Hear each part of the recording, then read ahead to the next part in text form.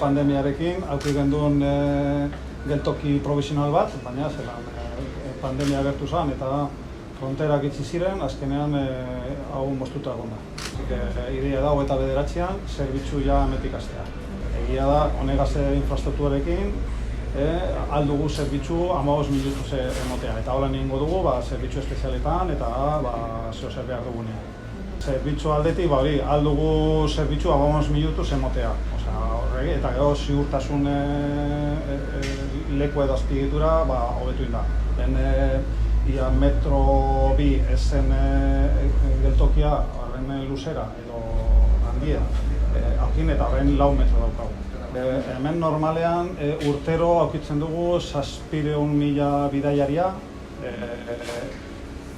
Normalean rankingen bezala daukagu 12. lekuan eta udan igotzen da 5. edo 6. geltokien eta egia da, honegaz azpiegituraz, honegaz hobekuntzaz uste dugu igoko dela.